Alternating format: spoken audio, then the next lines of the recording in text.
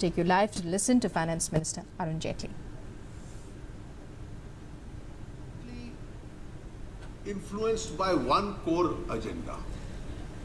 And the principal issue in every year in the debate used to be corruption. And in fact, if we take out the time which members used to consume in highlighting various scams, some of us had even difficulty in counting the number of zeros when we added to those scams. I think the high point of the present debate over 3 days is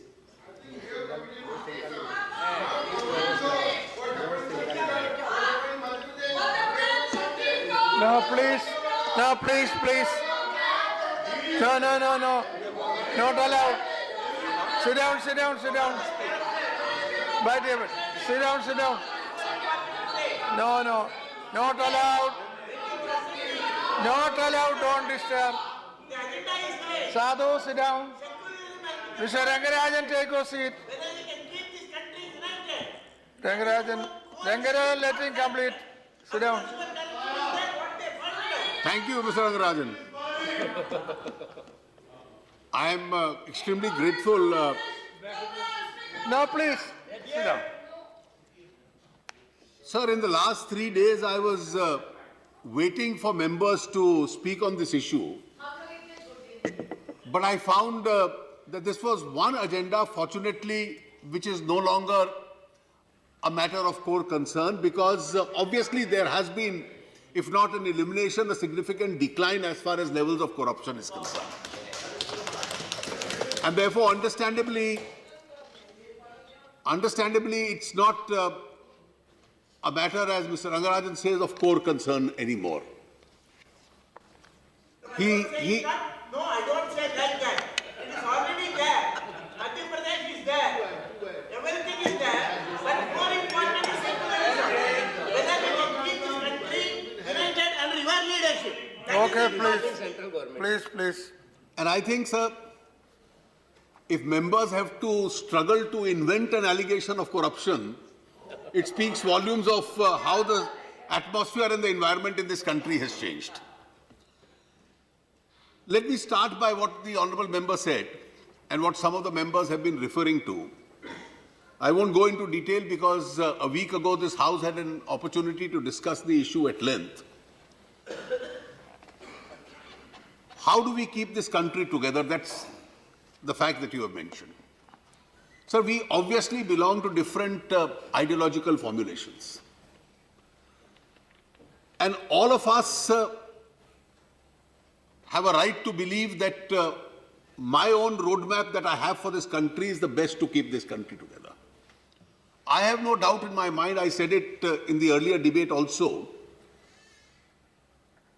that almost all groups represented in this House are mainstream political parties who are a part of India's parliamentary democracy. The unity of this country is paramount.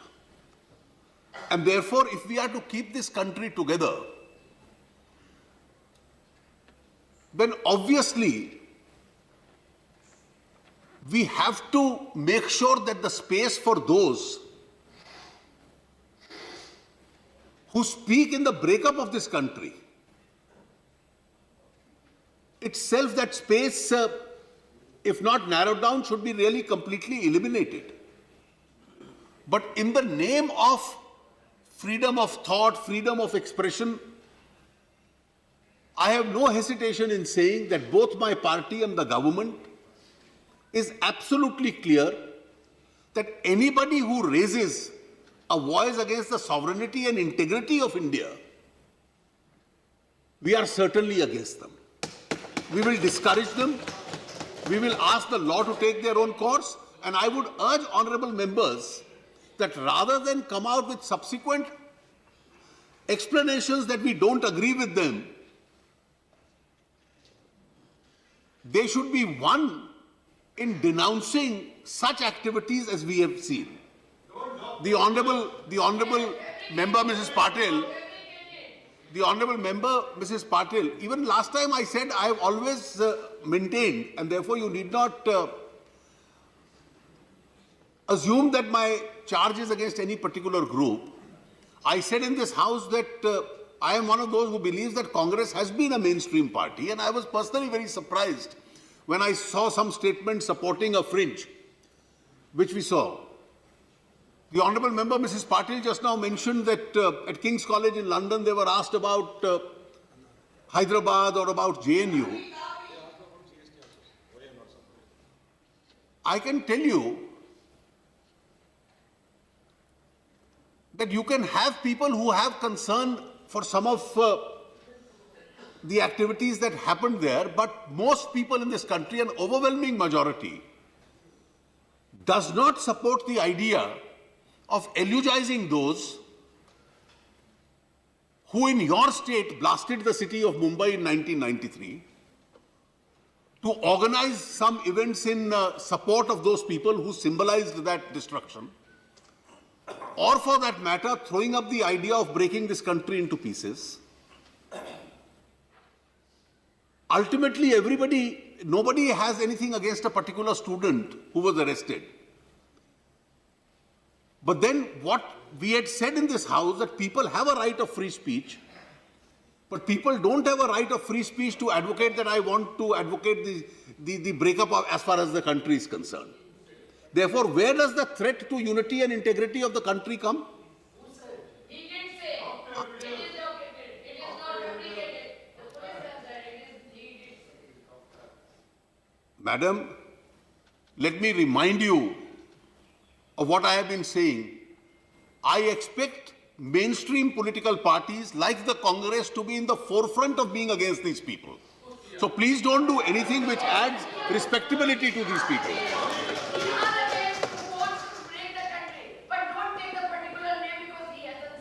No, please. I have not taken any name. I don't know. ये क्यों आजाद साहब आपकी भाषा में सोच रहे हैं कि टोपी इनके सिर पे है? मैंने तो नाम नहीं लिया. मैंने तो उल्टा मैं बार-बार कह रहा हूं कांग्रेस मुख्य धारा की पार्टी है. Madam, let me, sir, leaving this issue apart, several members use these debates to make a number of comments about what is the government's policy and what efforts we are making to bring back black money into the country. No, please. Please, please. कहा गया है तो मैं हिंदी में बोल देता हूं, मुझे कोई इतराज नहीं है. बार बार ये कहा जाता है कि काले धन के विषय को लेकर क्या कदम उठाए जा रहे हैं. Sir, I normally speak in both languages, so for your benefit, I'll बार बार ये विषय उठाया जाता है कि काले धन को लेकर सरकार की नीयत क्या है और नीति क्या है. और ये चर्चा काफी आगे बढ़ी. जब से ये सरकार आई है पिछले 21 महीने में, एक विषय था बड़ा स्पष्ट रूप से कि HSBC के बैंक में जिन भारतीय मूल के लोगों के खाते थे, उनकी एक लिस्ट सरकार के पास आई.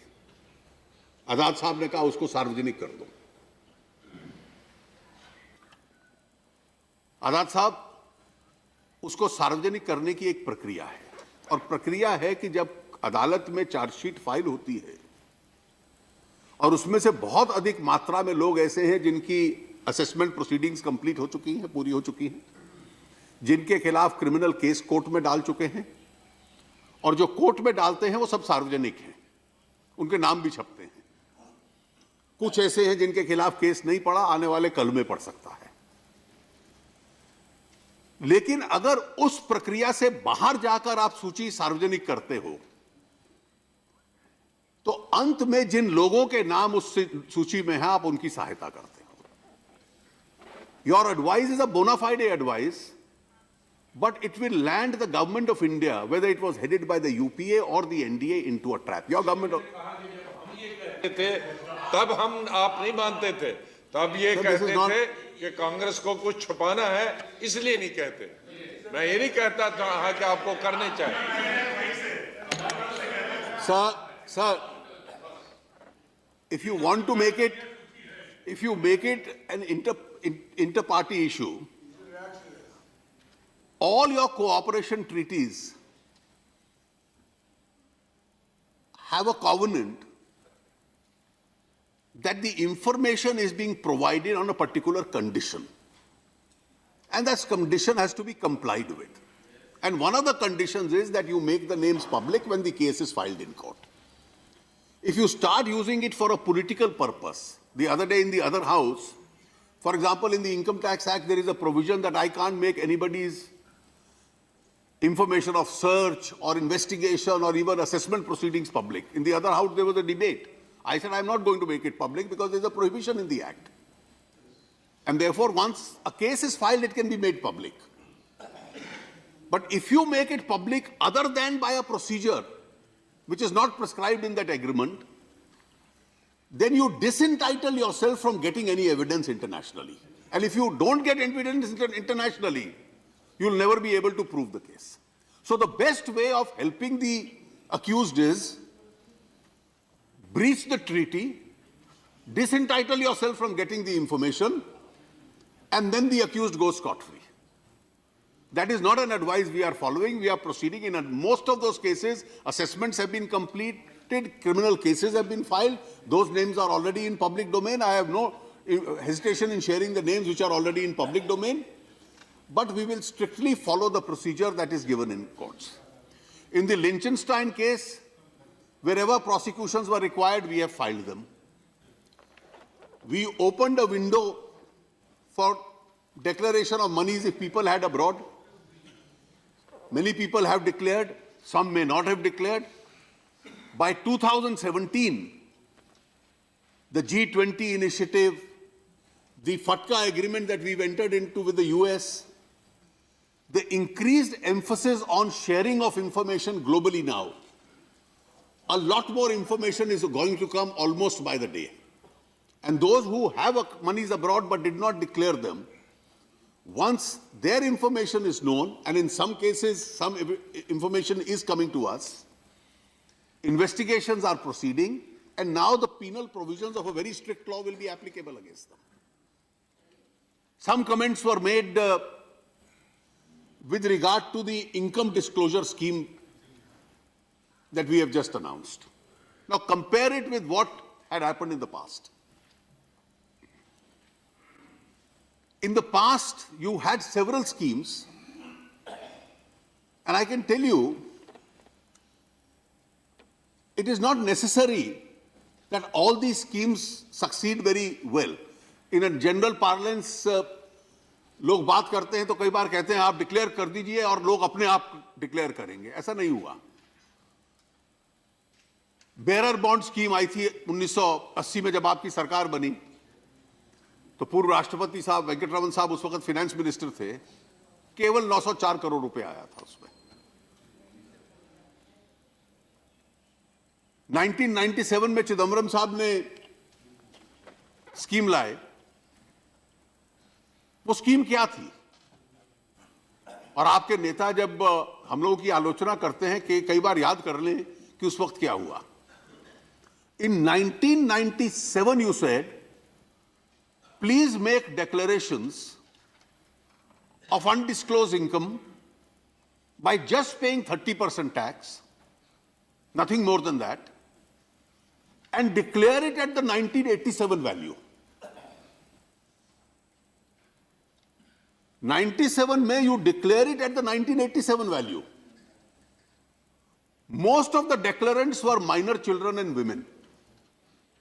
लोगों ने अपने बच्चे और पत्नियों के नाम पर कैपिटल क्रिएट करना शुरू कर दिया कि मैंने सोना खरीदा था या मैंने जमीन खरीदी थी 10 साल पहले और 10 साल पुरानी इनकम पे टैक्स दे दिया. The honest taxpayers went to court and said, I paid tax in 1987. So if you add the interest factor, I as an honest taxpayer have paid much more. And now to this man in 97, you are giving the facility of paying tax on the income of 87 and only tax and nothing else. Somehow that decision was averted. The effect of that scheme was that the very next year, India normally has 10 to 15% tax buoyancy every year. हर साल जो tax collect होता है पिछले साल की तुलना में 10-15% बढ़ता है. तो 97 स्कीम के बाद अगले साल बढ़ा ही नहीं. ये उसका दूसरा परिणाम था. ये सब सोचने के बाद, what is it that we have done to make people? We have said, if you have any income which has escaped assessment, declare it today. Over and above your tax, as of the value today, so no backdated value, as of the market value today, pay the tax plus 50% penalty. So it's not an amnesty scheme. जिसमें 50% penalty है, वो amnesty scheme नहीं है. Similarly, we have other schemes for people whose appeals are pending, etc. I am not going into the detail. Budget discussion जब होगी तो उसमें जाएंगे. So when you make comments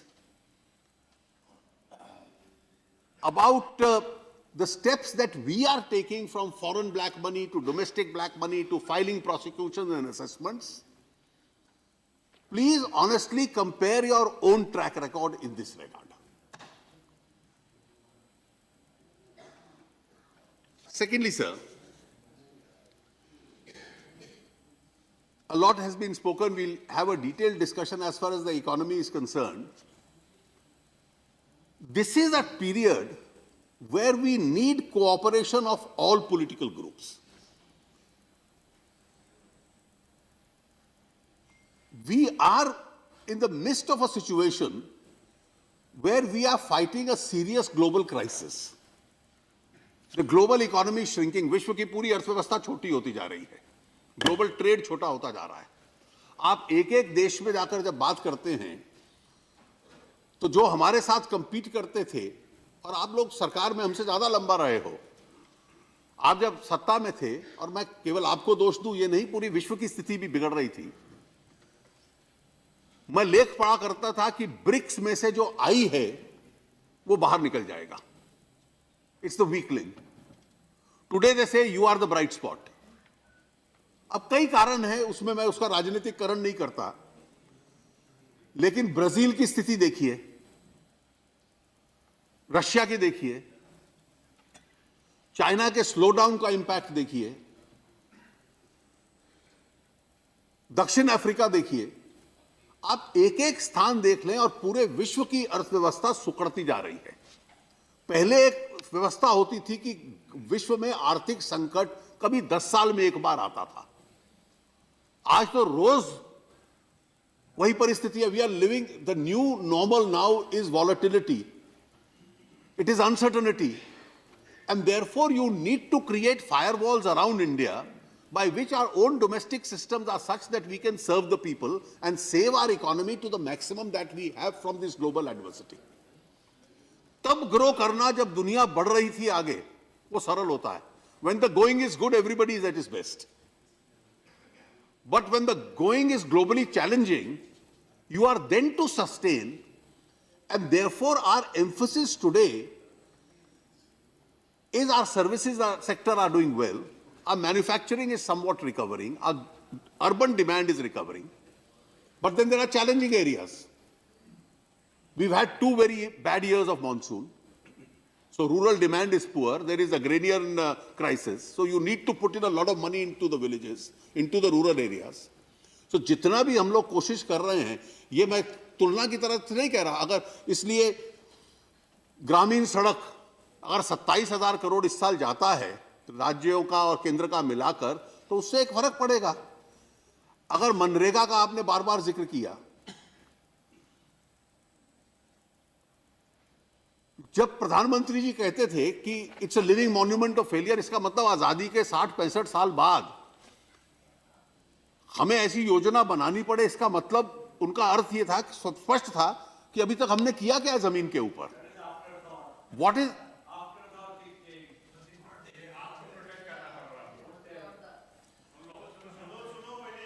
कि after 65 years, 60 years, if we have to conceive such schemes, it's a reflection of what we have done in the last 60 years. But then, this year, if we spend the money which we have allocated, this will be the highest ever allocations. मेरे पास पूरे एक वर्ष का record है. आप allocate कर दो 40,000 करोड़ और साल के अंत में खर्च करो 29,000 करोड़. अब तो सारा खर्च हो रहा है. इंटरेस्ट सबवेंशन हम मैक्सिमम अमाउंट देंगे. बिजली के लिए, सिंचाई के लिए अधिक से अधिक साधन देंगे, क्योंकि उन क्षेत्रों में एक संकट है. इसलिए अगर बुनियादी सिद्धांत ले लिए जाएं तो सरकार को अपने साधन उस क्षेत्र में डालने पड़ेंगे. आपको इंफ्रास्ट्रक्चर में डालने पड़ेंगे. ये जो बैंक्स की आज पब्लिक सेक्टर बैंक्स की स्थिति है, मैं इसको बहुत कोई बड़ा संकट नहीं मानता. एक चुनौती निश्चित रूप से है, और ये कोई ऋण हमारे जमाने के दिए हुए नहीं है. राजनीतिक लोग उसमें कितना हस्तक्षेप करते हैं मुझे नहीं मालूम.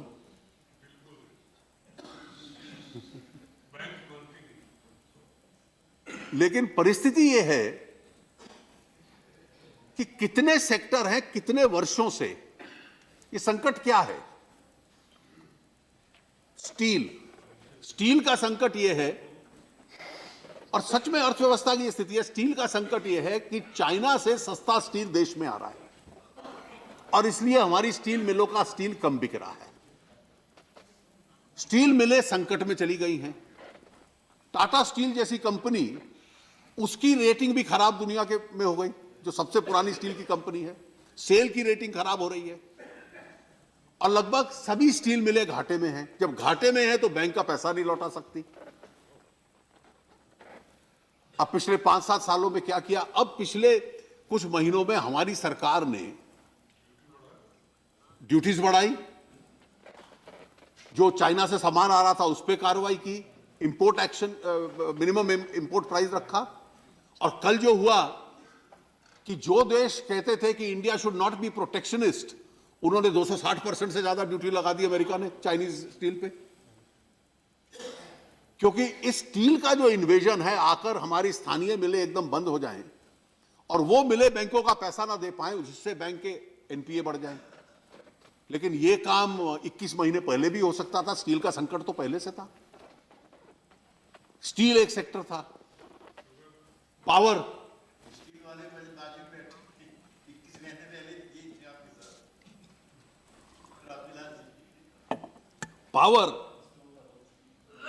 पावर के क्षेत्र में आज बिजली की पैदावार देश में रिकॉर्ड है. बिजली का वितरण, डिस्ट्रीब्यूशन रिकॉर्ड है. लेकिन जब राज्यों में जाती है तो कुछ राज्यों ने यह नीति बना ली, और मुझे लगता है इसमें एक आम राय इस सदन में बने और राज्यों में भी बने, जो हम कोशिश कर रहे हैं कि वोट प्राप्त करने के लिए जो बिजली की दाम है वो दाम नहीं लेंगे, उससे सस्ते पे देंगे. अब ये घाटा कौन इसकी पूर्ति करेगा? या आप राज्य अपनी बजट में से करें. और राज्यों ने समझा कि बैंकों का, ये केवल उद्योगपति नहीं थे, राज्य सरकारों ने समझा बैंकों से पैसा लेते जाओ, बैंक पैसा देते जाएंगे, और बैंक का लौटाएंगे कैसे. और ये एक सबक है हम सब के लिए. मैं उदाहरण देता हूं, मैं किसी को छोटा नहीं दिखला रहा. आप इसका आकलन कर लीजिए. राजस्थान में जब 2008 में आपकी सरकार आई तो बिजली कंपनी ने लगभग 15,000 करोड़ देना था बैंकों का. और किसी को लगा कि सस्ती बिजली देने में, घाटे में बिजली देने से चुनाव में वोट जीता जाता है, तो सीटें तो इतिहास में सबसे कम आई, और वो 15,000 करोड़ 70,000 करोड़ हो गया. और 70,000 करोड़ का असर यह हुआ कि हर यूनिट पे 2 रुपए ब्याज पड़ गया. बिजली का दाम भी बढ़ गया, और केंद्र से कोई कदम नहीं कि इसको उठाएंगे कैसे. तो अगर स्टील नंबर 1 पे है घाटा करवाने में, तो स्टेट डिस्कॉम्स का दूसरा रोल है. आज 15 से ज्यादा डिस्कॉम्स ने जो सेंट्रल स्कीम हमने उदय योजना इस संकट में से बाहर निकलने के लिए बनाई है, उसके ऊपर हस्ताक्षर किए हैं. तीसरा, हाईवेज. अब जितने भी हाईवेज और इंफ्रास्ट्रक्चर प्रोजेक्ट्स तब चलेंगे, उनको कौन बनाएगा? सरकार तो नहीं बनाती, हम आगे कॉन्ट्रैक्टर्स को देते हैं, प्राइवेट पार्टीज को देते हैं. हर एक पहले 17 टेंडर जो इस सरकार ने दिए हाईवे सेक्टर की यह स्थिति छोड़कर आप लोग गए थे कि पहले 17 टेंडर्स का जवाब देने के लिए not a single response came. A booming sector was virtually killed. This is how you are managing it. And therefore in last years budget I started putting a lot of money. अब आप कहते हैं बड़ा simple तर्क है. I think the most dangerous calculations are only back of the envelope calculations. Your leaders also say this. अब तेल का दाम घटा. What effect did the reduction of the oil price have? वो तेल का दाम जब घटा तो उसका एक लाभ हुआ कि जो लोग पैदावार करते थे उन देशों को थोड़ा नुकसान हुआ और जो लोग उसका इस्तेमाल करते थे उनको थोड़ा लाभ हुआ क्योंकि सस्ता तेल मिलने लगा. अब उस सस्ते तेल के बीच में जो दाम का अंतर था हम लोगों ने क्या किया? ये 3 हिस्सों में गया. इसका सबसे बड़ा हिस्सा जो था, मैं अकाउंट्स दे सकता हूं, वो कंज्यूमर को गया. कंज्यूमर के बाद एक छोटा सा हिस्सा ऑयल कंपनीज को भी गया. ये मार्केटिंग कंपनीज देश की जनता की हैं और क्योंकि ये फ्यूचर परचेजेस करती थी, इन्होंने $80 में खरीदा, जब तक बेच रहे थे तो उसका दाम $60 हो गया. तो एक स्टेज पे 30,000 करोड़ रुपया ऑयल कंपनीज का लॉस हो गया इस रिडक्शन से. थोड़ा सा उन्होंने अपने उस घाटे को पूरा किया. They are public companies, they have share holders, government is a share holder, private share holders are there. और जो तीसरा हिस्सा था हमने उसको इंफ्रास्ट्रक्चर सेस या एक्साइज के रूप में लिया और इंफ्रास्ट्रक्चर में डाल दिया. अब किसी ने समझा दिया आपके नेताओं को कि एक लिफाफे के पीछे गणित कर लो और बिना समझे हुए जो आदमी तेल खरीदता है और कार चलाता है वो सड़क पे चलाता है. तो ग्रामीण सड़क योजना के लिए भी उसमें से अगर पैसा चला गया, नेशनल हाईवे दोबारा जो एकदम पैरालाइज हो गए थे उनको पुनः स्थापित करने के लिए चला गया. रेलवे जिसमें एक तरह से इंफ्रास्ट्रक्चर इन्वेस्टमेंट समाप्त हो चुका था उसमें चला गया. तो इस आर्थिक योजना में क्या गलती है? ये भी तो जितने एसेट्स हैं ये देश की जनता के हैं. और आज की परिस्थिति में जब प्राइवेट इन्वेस्टमेंट दुनिया की मंदी के माहौल में धीमी है तो जो सार्वजनिक पब्लिक इन्वेस्टमेंट है उसको बढ़ाने की आवश्यकता है. जो आज हम लोग ग्रोथ अचीव कर पा रहे हैं, ये 3 कारण इसके मूल हैं. पब्लिक इन्वेस्टमेंट है, फॉरेन डायरेक्ट इन्वेस्टमेंट है जो बड़ी है और थोड़ी अर्बन डिमांड बड़ी है. और हम लोगों की आर्थिक नीतियां जो मौजूदा हैं उसका एकमात्र उद्देश्य है कि ग्रामीण क्षेत्रों के अंदर भी उसकी डिमांड बढ़े, इंफ्रास्ट्रक्चर क्रिएट हो, किसान की जेब में किसी ना किसी तरीके से, किसी ना किसी कारण से हम लोग साधन डालें, इंफ्रास्ट्रक्चर में डालें. और जो ये अर्थव्यवस्था का प्रभाव बैंकों के ऊपर हुआ है उन बैंकों की आर्थिक स्थिति भी सुधारने का प्रयास करें. स्टील सुधरेगा, हाईवे सुधरेंगे. चीनी की मिलों ने गन्ना किसान का 21,000 करोड़ देना था, आज सुधार आया, वो 1,800 करोड़ पे रह गया. तो धीरे धीरे एक एक करके सेक्टर्स को सुधारने का प्रयास करना, ये एक उसका प्रयास हम लोग एक प्रकार से करते चले जा रहे हैं. आपने कहा कि कीमतें बहुत बढ़ गई. अब मैं आंकड़े भी बतला सकता हूं. आप तो डबल डिजिट इन्फ्लेशन छोड़कर गए थे और उस डबल डिजिट इन्फ्लेशन को, और यहां तो पिछले 15-16 महीने से होलसेल प्राइस इंडेक्स नेगेटिव में चल रहा है. हमारे सामने एक बड़ी चुनौती है कि जब होलसेल प्राइस इंडेक्स नेगेटिव में चला जाता है, कंज्यूमर प्राइस इंडेक्स थोड़ा पॉजिटिव में है,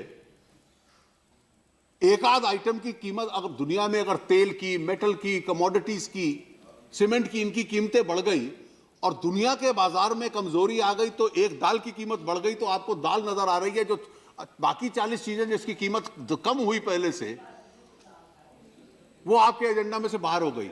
आज आप ग्लोबली इंटीग्रेटेड हो. वर्ल्ड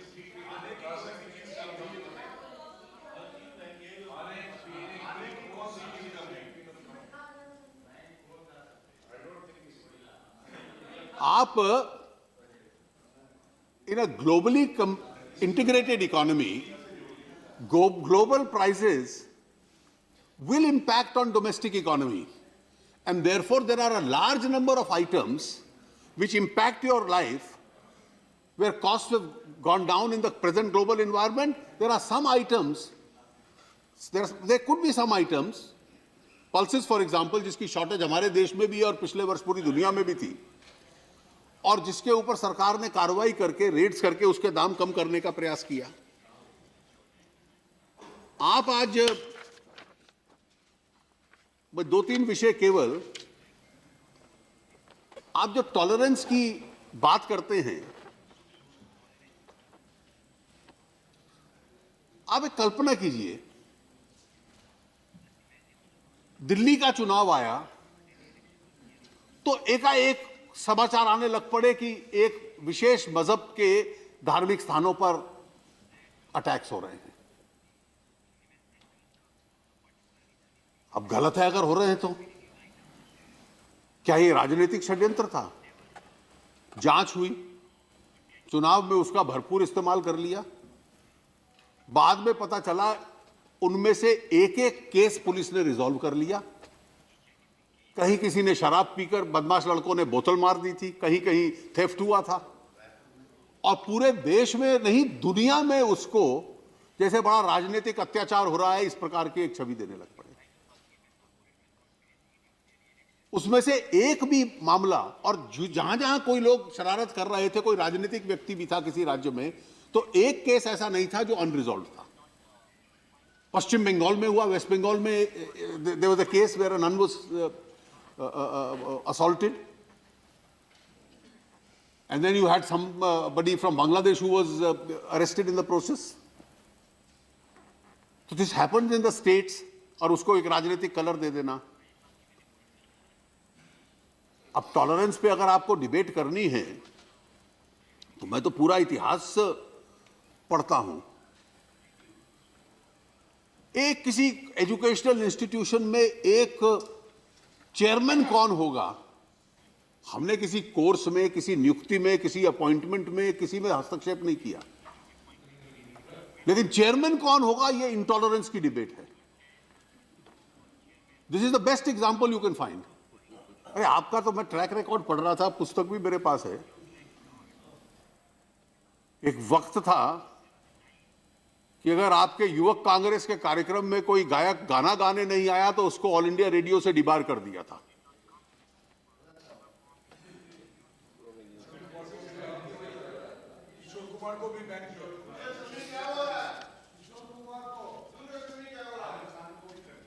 मतलब वो क्या इंटॉलरेंस थी?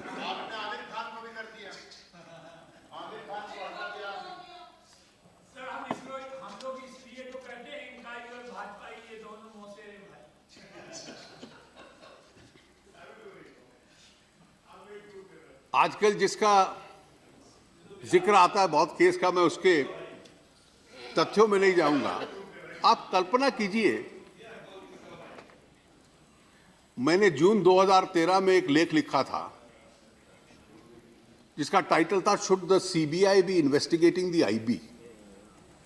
मैं उस केस के तथ्य में नहीं जाऊंगा, वो तो रोज टेलीविजन पे, अखबार में हम लोग पढ़ते हैं। आप राष्ट्रीय सुरक्षा के साथ क्या कर रहे थे? हमारी देश की सुरक्षा इंटेलिजेंस एजेंसीज का एक दायित्व है कि कोई सीमा पार से आता है उसकी इंटेलिजेंस रखना, उसके इंटरसेप्ट्स रखना, वो कन्वे करना राज्य सरकारों को।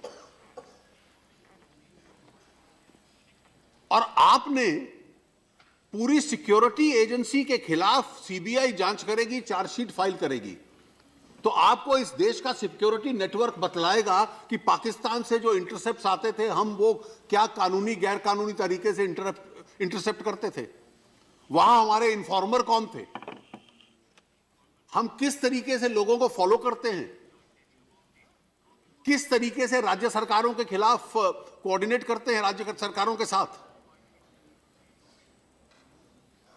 आपको ये केवल केस एक एफिडेविट बदलने का नहीं था। It was not a case of simple changing your affidavit. Shivraj Patil साहब गृह मंत्री थे, होम मिनिस्ट्री ने एफिडेविट दिया, this was an LET operative and our intelligence agencies were involve. You change the affidavit, we don't know. When Hadley's statement came, which he had given to the FBI, The part which referred to LET, you removed it from the file, that page. You changed the composition of the SIT on a couple of occasions. You colluded, and I'm making a serious charge with जो लोग actual encounter में involve थे, 90 दिन तक chargesheet file नहीं की ताकि उनकी बेल हो जाए और बाद में वो राजनीतिक नेताओं के खिलाफ गवाह बन जाए, ये प्रयास था. But in the process, you unbared the entire security apparatus of India. But this is the kind of because you wanted to fix some political leader. वो rule of law था, वो intolerance नहीं थी. I think that is not correct. जो metropolitan जज की judgement है, जो हाई कोर्ट की जजमेंट है, उसको हम बिल्कुल डिसमिस नहीं कर सकते. उनकी जजमेंट के बारे में क्यों नहीं चर्चा होती? Intelligence agencies are not sacrosanct. एक एजेंसी अगर गलत करे और एजेंसी एज सच नहीं, अगर कोई इंडिविजुअल गलत कर सकता है, हम देखते हैं काउंटर इंटेलिजेंस इसलिए होता, इंटेलिजेंस के ऊपर इंटेलिजेंस हो सकता. आजाद साहब, let me tell you, whether it is security agencies or its armed forces in a country which is repeatedly the victim of terrorism, more particularly cross-border terrorism, our agencies and forces have to struggle in order to keep pace with those who want to subvert India. And therefore, कभी आप इसको dispassionately सोचिए. मैंने 2013 में अपने उस लेख में लिखा था कि governments are not immortal. They change. And I hope once this government changes, someday an inquiry will be held on how this compromise with national security was taking place. But उस वक्त आपको लगता था कि हमें कोई हटा ही नहीं सकता. तो इसलिए मैं उसकी केस की डिटेल्स में नहीं जाता. अब आपने फॉरेन पॉलिसी के संबंध में विषय उठाए.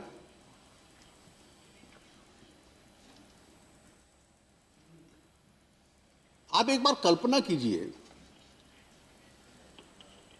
कि 26/11 के बाद क्या परिस्थिति थी.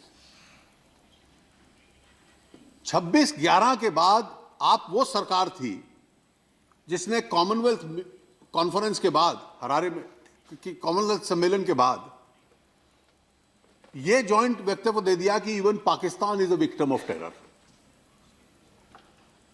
शर्म अल शेख का समझौता कर लिया जिसमें वाजपेयी जी का जनवरी 2004 का समझौता था कि बातचीत तब होगी when land is not used for terrorist activities against India. और 2004 के उस समझौते को रद्द करके शर्म अल शेख का संयुक्त बयान दे दिया जो इस सदन में चर्चा हुई कि आतंक रुके ना रुके, बातचीत चलती रहनी चाहिए. और अब आप कहते हैं कि this government is undoing the good work we had done on Pakistan. We are compelling Pakistan for the first time to own up that an attack in India is taking place from their soil.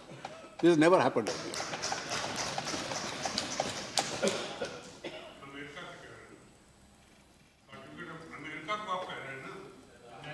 America नहीं कह रहे, मैं पाकिस्तान से.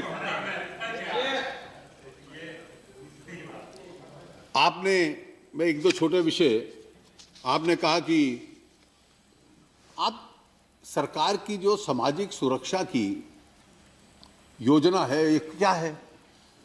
पहला कदम था कि इस देश के लोग बैंकों के साथ जुड़े. आपने कह दिया कि मध्य प्रदेश का, मैंने एक लेख पढ़ा है, मैंने 19 जिलों के आंकड़े मंगवाए मध्य प्रदेश के.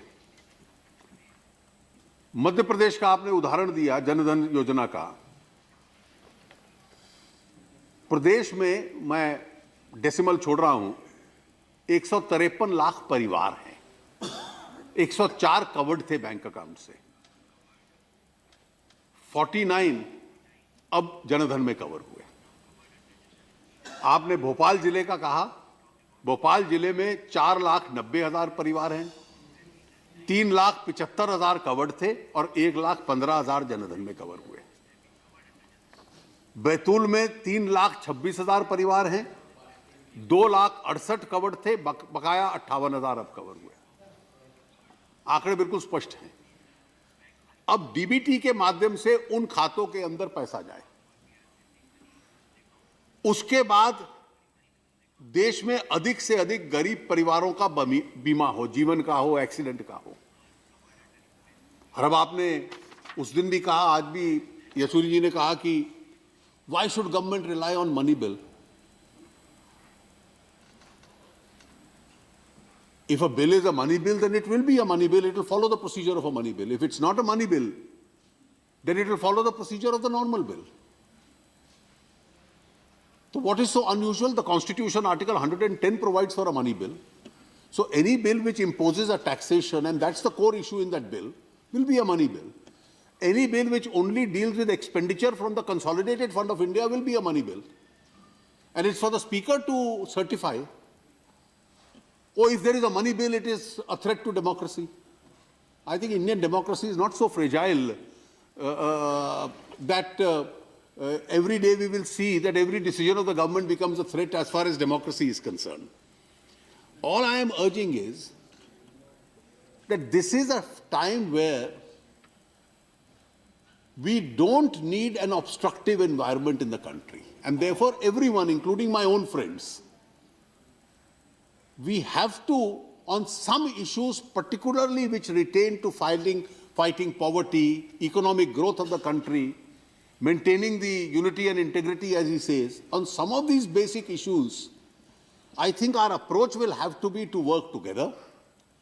And in case there are differences on how we can grow faster, these are differences the government and the opposition can always live with, and these are differences which are highly desirable. And I think, sir, this is the spirit in which this government wants to function. And with these few words, I support and commend to this House that the presidential speech be accepted after the Prime Minister's reply. Okay, thank you, Honorable Finance Minister. Now, discussion is over. The reply will be tomorrow by the Honorable Prime Minister. Hope to be at 2 p.m. Hope to be. Yeah. Now, we have already taken up the Bureau of Indian Standards Bill. Honorable Minister has introduced, moved the motion for consideration. Now, those who want to speak. Sri M. Sudarsana Chepan.